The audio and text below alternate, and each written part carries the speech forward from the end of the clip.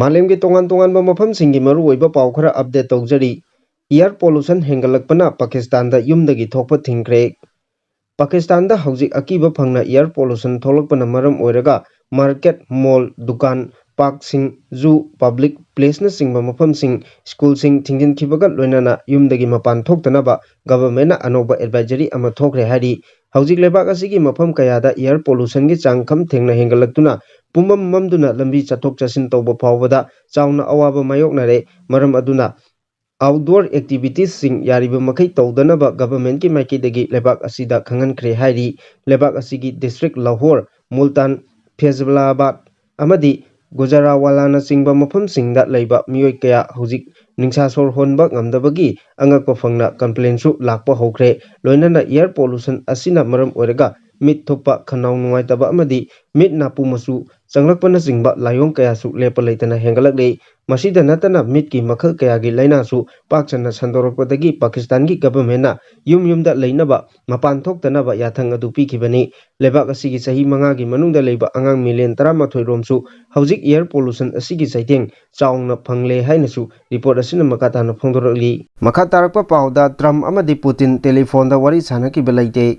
America की president की मिखल माई पालखरब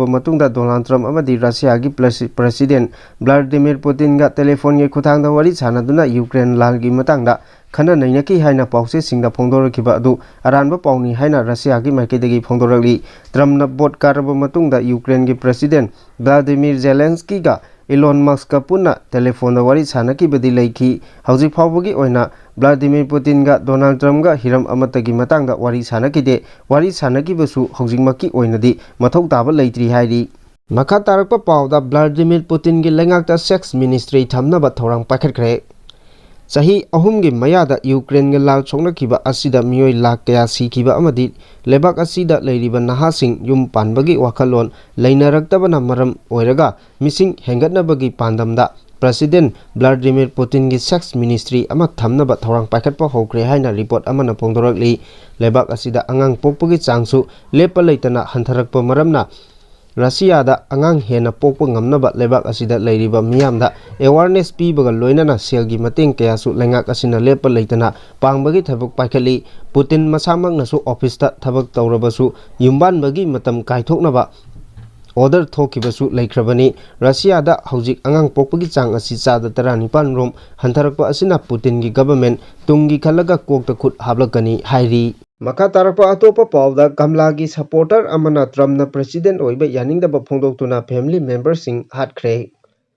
कमला Harris पु सगोटप सही 93 रोम सुरबा एंथोनी नेफ्यूओ कोबा मिसक अमना डोनाल्ड ट्रम्प न बोट कारक्तुना प्रेसिडेंट ओइरगनी ताबदगी महाकी नुपी मचा अनि अमदी हानगी नुपी अमा यावना पुन्न मियोय मरी हालबा मतुंग मसा मथंदा सिजख्रे हाइरी पावसिगी मतुंग इना एंथोनी हारिबा मियोय असिना मिखल ममांगदा डोनाल्ड ट्रम्प की मायोक्ता सोशल मीडिया सिंगदा अदुमक ईदुना अमदी पोस्ट थागतुना लाकिबनी महांगना इमुंग मनुंगी मियोय सिंग हात्रिंगेगी ममांगदसु ट्रम्प की मायोक्ता ईदुना पोस्ट थागलमखी एंथोनी वाखल लैना लैबा मिसक अमनी हाइरी मखा तारकपा पाउदा जो बाइडेन बु रिजाइन तौहंदुना मतम खरदंग ओइरबसु कमला हैरिस न प्रेसिडेंट ओहेन्नबा डिमांड तौरखरे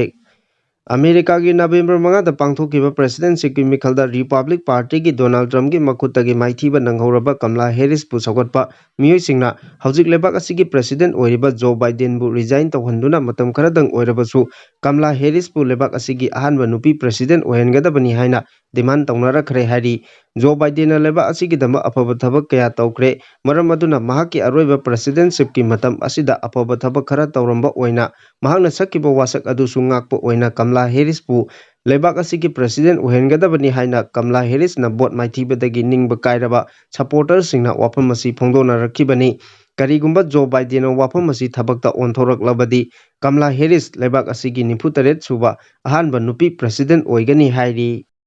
मखा तारकपा पाउदा अजरबैजान की कोनुंग बाकूदा लेबाक चनी रोमना सरुक यारदुना कोप 29 ngasi gi pangthokpa hokre महौसागी खल चाउना काइथरगलिबा असिदा युमफम ओइदुना अजरबैजान के कोनुंग बाकूदा मालेम की लेबाक चनी रोम की मिहुत सिंगना सरुक यारदुना कोप 29 पांथोकपा हौख्रे हाइरी एनवायरनमेंटल समिट असिदा सरुक यारिबा मालेम के लेबाक सिंगी लुसिंगबा सिंगना महौसागी खल ꯆꯥꯎꯅ ꯀꯥꯏꯊꯔꯛꯄ ꯑꯁꯤꯅ ꯄꯤꯔꯛꯂꯤꯕ ꯑꯆꯧꯕ ꯆꯩꯊꯦꯡꯁꯤꯡ ꯑꯁꯤꯗꯒꯤ ꯃꯇꯧ ꯀꯔꯝꯅ ꯉꯥꯛꯊꯣꯛꯀꯗꯒꯦ ꯑꯃꯗꯤ ꯀꯔꯝꯕ ꯆꯦꯛꯁꯤꯟ ꯊꯧꯔꯥꯡꯁꯤꯡ ꯂꯧꯈꯠꯍꯧꯒꯗꯒꯦ ꯑꯃꯁꯨꯡ ꯊꯕꯛꯁꯤꯡ ꯑꯁꯤ ꯄꯥꯏꯈꯠꯄꯗ ꯆꯪꯒꯗꯕ ꯌꯥꯝꯂꯕ ꯁꯦꯟꯐꯝꯁꯤꯡ ꯃꯇꯧ ꯀꯔꯝꯅ ꯄꯨꯊꯣꯛꯀꯗꯒꯦ ꯍꯥꯏꯕꯒꯤ ꯃꯇꯥꯡꯗ ꯈꯟꯅ ꯅꯩꯅꯈꯤ ꯍꯥꯏꯔꯤ ꯁꯃꯤꯠ ꯑꯁꯤꯗ ꯏꯟꯗꯤꯌꯥꯒꯤ ꯄ꯭ꯔꯥꯏꯝ ꯃꯤꯅꯤꯁꯇꯔ ꯅꯔꯦꯟꯗ꯭ꯔ ꯃꯣꯗꯤꯗꯤ ꯁꯔꯨꯛ ꯌꯥꯔꯣꯏ ꯃꯍꯥꯛꯀꯤ ꯃꯍꯨꯠꯇ central environmental and forest state minister ꯀ꯭ꯔꯤꯇꯤ-ꯚꯗ꯭ꯔꯟꯒ ꯂꯣꯏꯅꯅ ꯃꯦꯝꯕꯔ 11ꯅ ꯏꯟꯗꯤꯌꯥꯒꯤ ꯃꯍꯨꯠ ꯑꯣꯏꯅ ꯁꯔꯨꯛ ꯌꯥꯒꯅꯤ ꯍꯟꯗꯛꯀꯤ ꯁꯃꯤꯠ ꯑꯁꯤꯗ ꯑꯍꯥꯟꯕ ꯑꯣꯏꯅ ꯑꯐꯒꯥꯅꯤꯁꯇꯥꯟꯒꯤ ꯇꯥꯂꯤꯕꯥꯟ ꯂꯩꯉꯥꯛꯁꯨ ꯌꯥꯎꯔꯛꯄꯅ ꯃꯔꯝ ꯑꯣꯏꯔꯒ माꯂꯦꯝꯒꯤ ꯂꯩꯕꯥꯛꯁꯤꯡꯅ ꯑꯈꯟꯅꯕ ꯃꯤꯠꯌꯦꯡꯁꯨ ꯁꯃꯤꯠ ꯑꯁꯤꯗ ꯊꯝꯂꯤ ꯍꯥꯏꯅꯁꯨ ꯐꯣꯡꯗꯣꯔꯛꯂꯤ ꯃꯈꯥ ꯇꯥꯔꯛꯄ ꯑꯇꯣꯞꯄ ꯄꯥꯎꯗ ꯒꯥꯖꯥ ꯑꯃꯗꯤ ꯂꯦꯕꯅꯟꯗ ꯂꯥꯟꯗꯥꯈ꯭ꯔꯕ ꯃꯇꯨꯡꯗ ꯏꯖꯔꯦꯜꯅ ꯁꯤꯔꯤꯌꯥꯗ ꯑꯃꯨꯛ ꯂꯥꯟꯗꯥꯗꯨꯅ ꯃꯤꯑꯣꯏ 10 ꯍꯦꯟꯅ ꯍꯥꯠꯈ꯭ꯔꯦ ꯒꯥꯖꯥ ꯑꯃꯗꯤ ꯂꯦꯕꯅꯟꯗ ꯂꯦꯞꯄ ꯂꯩꯇꯅ ꯏꯖꯔꯦꯜꯅ ꯂꯥꯟꯗꯥꯗꯨꯅ ꯂꯥꯛꯂꯤꯕ ꯆꯩꯔꯛ ꯑꯁꯤꯗ ꯁꯤꯔꯤꯌꯥꯗꯁꯨ ꯏꯖꯔꯦꯜꯒꯤ ꯂꯥꯟꯃꯤꯁꯤꯡꯅ ꯏꯌꯔ ꯁ꯭ꯇ꯭ꯔꯥꯏꯛ ꯆꯠꯊꯗꯨꯅ ꯂꯦꯕꯅꯟꯗ ꯃꯤꯑꯣꯏ 8 ꯁꯤꯈꯤꯕꯒ ꯂꯣꯏꯅꯅ ꯃꯤꯑꯣꯏ 10 ꯔꯣꯝ ꯆꯥꯎꯅ ꯑꯁꯣꯛ ꯑꯄꯟ ꯅꯪꯍꯟꯈ꯭ꯔꯦ ꯍꯥꯏꯔꯤ ꯑꯃꯔꯣꯝꯗ ꯏꯖꯔꯦꯜꯒꯤ ꯂꯥꯟꯃꯤꯁꯤꯡꯅ ꯅꯣꯔꯗꯔꯟ ꯒꯥꯖꯥꯗ ꯂꯩꯕ ꯖꯕꯥꯂꯤꯌꯥꯗ ꯂꯥꯟꯗꯥꯗꯨꯅ ꯌꯥꯝꯗ꯭ꯔꯕꯗ ꯃꯤꯑꯣꯏ 63 ꯔꯣꯝ ꯍꯥꯠꯈ꯭ꯔꯦ ꯑꯗꯨꯒ ꯂꯦꯕꯅꯟꯗꯁꯨ ꯏꯖꯔꯦꯜꯒꯤ ꯂꯥꯟꯃꯤꯁꯤꯡꯅ ꯂꯥꯟꯗꯥꯕꯗ ꯌꯥꯝꯗ꯭ꯔꯕꯗ ꯃꯤꯑꯣꯏ 12 ꯔꯣꯝꯁꯨ ꯁꯤꯈ꯭ꯔꯦ ꯍꯥꯏꯅ ꯕꯩꯔꯨꯠꯇꯒꯤ ꯐꯪꯕ ꯄꯥꯎ ꯑꯃꯅ ꯐꯣꯡꯗꯣꯔꯛꯂꯤ ꯍꯧꯖꯤꯛ ꯐꯥꯎꯕꯒꯤ ꯃꯅꯨꯡꯗ ꯏꯖꯔꯦꯜꯒꯤ ꯂꯥꯟꯃꯤꯁꯤꯡꯅ ꯒꯥꯖꯥꯗ ꯍꯥꯠꯈꯤꯕ ꯄꯦꯂꯦꯁꯇꯥꯏꯟꯌꯥꯟ ꯃꯁꯤꯡ ꯑꯁꯤ ꯄꯨꯟꯅ 98,303 ꯔꯣꯝ ꯁꯨꯈ꯭ꯔꯦ ꯑꯗꯨꯒ ꯑꯁꯣꯛꯄꯒꯤ ꯃꯁꯤꯡꯅ 1,02,917 ꯔꯣꯝ ꯍꯦꯟꯈ꯭ꯔꯦ ꯂꯣꯏꯅꯅ ꯂꯦꯕꯅꯟꯗꯁꯨ ꯏꯖꯔꯦꯜꯒꯤ ꯂꯥꯟꯃꯤꯁꯤꯡꯅ ꯍꯧꯖꯤक ꯐꯥꯎꯕꯗ ꯃꯤꯑꯣꯏ 3,137 ꯔꯣꯝ ꯁꯤꯈ꯭ꯔꯦ ꯑꯗꯨꯒ ꯑꯁꯣꯛꯄ ꯃꯤꯒꯤ ꯃꯁꯤꯡꯅ 13,467 ꯔꯣꯝ ꯁꯨꯈ꯭ꯔꯦ ꯍꯥꯏꯔꯤ ꯏꯖꯔꯦꯜ ꯑꯃꯗꯤ ꯍꯃꯥꯁꯀ ꯒꯥꯖꯥꯗ ꯁꯣꯛꯅꯗꯨꯅ ꯂꯥꯛꯈꯤꯕ ꯂꯥꯜ ꯑꯁꯤꯒꯤ ꯂꯦꯞꯍꯟꯅꯕꯒꯤꯗꯃꯛ ꯑꯃꯦꯔꯤꯀꯥ ꯑꯃꯗꯤ ꯀꯇꯥꯔ ꯑꯅꯤꯅ ꯄꯨꯟꯅ ꯇꯥꯡꯀꯛ ꯀꯌꯥꯗ ꯅꯥꯀꯜ ꯑꯅꯤꯒꯤ ꯂꯨꯆꯤꯡꯕꯁꯤꯡ ꯗꯣꯍꯥꯗ ꯋꯥꯔꯤ ꯁꯥꯅꯍꯟꯗꯨꯅ ꯂꯥꯛꯈꯤꯕ ꯑꯗꯨꯁꯨ ꯃꯥꯏ ꯄꯥꯛꯈꯤꯗ꯭ꯔꯦ ꯆꯩꯔꯛ ꯑꯁꯤꯗ ꯀꯇꯥꯔꯅꯁꯨ ꯏꯖꯔꯦꯜ ꯑꯃꯗꯤ ꯍꯃꯥꯁ ꯑꯅꯤꯒꯤ ꯃꯔꯛꯇ ꯁꯣꯛꯅꯔꯤꯕ ꯂꯥꯜ ꯂꯣꯏꯁꯤꯟꯅꯕꯒꯤ ꯋꯥꯔꯤ ꯁꯥꯅꯕ ꯍꯣꯠꯅꯕꯗ ꯑꯆꯧꯕ ꯃꯇꯦꯡ ꯄꯥꯡꯗꯨꯅ ꯂꯥꯛꯈꯤꯕ ꯑꯗꯨ ꯃꯈꯥ ꯇꯥꯅ ꯇꯧꯔꯔꯣꯏ ꯍꯥꯏꯅ ꯂꯥꯎꯊꯣꯛꯈꯤꯕ ꯃꯔꯝꯅ ꯂꯥꯜ ꯑꯁꯤ ꯑꯃꯨꯛꯀ ꯍꯦꯟꯅ ꯀꯟꯈꯠꯂꯛꯄ ꯌꯥꯕꯒꯤ ꯐꯤꯚꯝꯗ ꯂꯩꯔꯦ ꯍꯥꯏꯔꯤ ꯂꯥꯜ ꯑꯁꯤꯗ ꯏꯖꯔꯦꯜꯒꯤ ꯂꯥꯟꯃꯤꯁꯤꯡꯅ ꯒꯥꯖꯥꯒꯤ ꯁꯔꯨꯛ ꯆꯥꯗ 70 ꯔꯣꯝ ꯃꯄꯨꯡ ꯐꯥꯅ ꯃꯥꯡꯍꯟ ꯇꯥꯛꯍꯟꯈꯤꯕ ꯑꯁꯤꯅ ꯃꯔꯝ ꯑꯣꯏꯔꯒ ꯑꯃꯨꯛ ꯍꯟꯅ ꯍꯥꯟꯅꯒꯤ ꯐꯤꯚꯝꯗ ꯍꯟꯖꯤꯜꯂꯛꯅꯕ ꯒꯥꯖꯥꯅ ꯍꯣꯠꯅꯕꯗ ꯆꯍꯤ 40 ꯔꯣꯝꯗꯤ ꯆꯪꯂꯒꯅꯤ ꯍꯥꯏꯅꯁꯨ ꯐꯣꯡꯗꯣꯔꯛꯂꯤ ꯃꯈꯥ ꯇꯥꯔꯛꯄ ꯄꯥꯎꯗ ꯃꯤꯌꯥꯝꯅ ꯗꯤꯛꯇꯦꯇꯔꯁꯤꯞ ꯑꯃ ꯑꯣꯏꯅ ꯎꯔꯛꯄꯗꯤ ꯌꯥꯏ ꯑꯗꯨꯕꯨ ꯏꯜꯂꯤꯒꯦꯜ ꯏꯃꯤꯒ꯭ꯔꯦꯟꯠꯁꯤꯡꯗꯤ ꯇꯛꯊꯣꯛꯂꯒꯅꯤ ꯇ꯭ꯔꯝꯞꯅ ꯚꯣꯠ ꯀꯥꯕꯗꯒꯤ ꯅꯨꯄꯥ ꯑꯃꯅ ꯃꯆꯥ 2 ꯌꯥꯎꯅ ꯅꯨꯄꯤꯁꯨ ꯍꯥꯠꯂꯒ ꯃꯁꯥ ꯃꯊꯟꯇ ꯁꯤꯖꯈ꯭ꯔꯦ